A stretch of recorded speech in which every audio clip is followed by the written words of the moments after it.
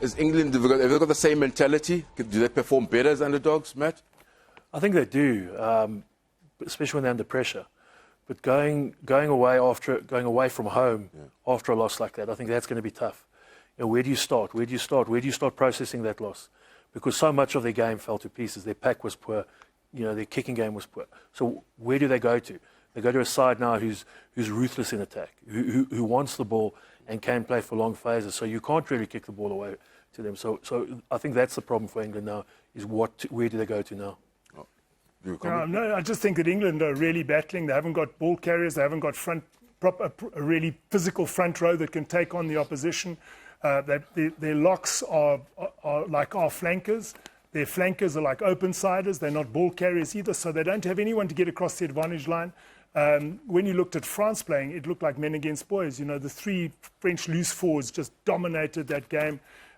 Dante took it up, made 3 turnovers as a centre. It just looked like they were men against guys like club players. And they're in a bit of a spot of trouble, England. And if they go in there with Smith, it goes against the whole ethos of what Borthwick was doing in the beginning, which was to go back to basics and concentrate on a scrum, concentrate on a line-out territory and defence, and don't take 50 points, you know. But unfortunately, that really has thrown the cat amongst the pigeons.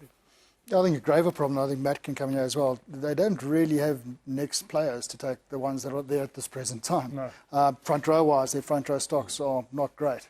And that's where it all starts. And how's Borthwick going to build something on set piece if he doesn't have a front row that can really stand up to the major 4 nations in the world? He's not going to get a driving maul going for the same reason. He's got Dom Brun at 8 at the moment, which I don't think the game that he wants to play suits the type of player that he is. But then who replaces him? And they don't have these massive array of players out there that they can go and sort of start picking out of nowhere and give them opportunities. The only place they perhaps do is at Flav, where a George Ford can maybe come in. I'm glad you bring George Ford. What happened? Because did you not lose the spot when you guys were in charge there? At one stage it was Farrell, Ford, and then all of a sudden, out of flavour, what transpired with Ford? Yeah, Eddie wanted to go really a power game. He tried to compete with the Southern Hemisphere teams. You need a power game, and he tried to go super power, and that's why Owen went into fly off. So you can see the selection model now. Do they go a high continuity side with Smith at 10, or do they stick with Farrell at 10 and they play a more traditional kicking game with a power game? So I think this whole flux where they are is what depends on the selection of their 10. You know, their big guns up front, they're missing Cowan Dickey at hooker, who adds a lot up front. They're missing Tom Curry, and they're missing Courtney Laws. Those are three really big, it's half their pack, and those are their tougher forwards. And I think that they're probably missing a Launchbury in the second row. You know, so they're missing a big chunk of what their pack could be. So you can see they're between which style are they going to go to. You know, the English press are pushing them for Smith, a more continuity-based side where Ireland are. Probably the traditionalists are wanting England to play big maul, big scrum, big kicking game. And you can see the players, half the players, probably the Saracens guys are in this camp, and the other guys, probably the Harlequins guys are sitting in that camp. They want to play a more unstructured type of game. The most dangerous thing as a head coach, Nick, is to listen to the press, isn't it? It is. It really is. I mean, often the press follow public opinion. You know, they'll take a view and they'll go out to have a few beers, hear what people say, and say just the general feeling is this.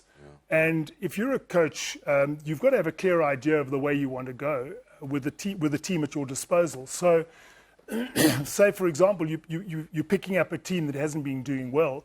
You want to make sure they don't take big hidings. You've got to start off small steps, you know. And I thought Borthwick did that quite well, intelligently to begin with.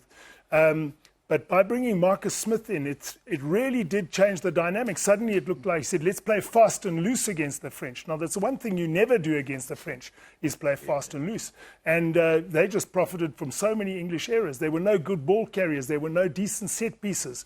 Their kicking game wasn't good. As I said, the physicality of the French and the Irish is a step above anything that English rugby is producing at the moment. So, you know, I think that the points that they make, it's not as though we're sitting here with a bomb squad that can come on, that are pushing our starters to the extent that you take a look, you know, Bongi and Banami knows, you know, Marx is there waiting to take his place, and Weber's just behind them. So you know, they're biting each other to get into that first. In this team, you're casting your net out wide, and you can't find a decent tight head prop in England. You can't find a good ball carrying lock. So it's I think they're in a bit of a spot, and I think Ireland are going to clean up on Saturday. Yes, you mentioned tight head, and Robbie Kempson's all smiles. This is the best chat ever, guys, on the final whistle. Well, for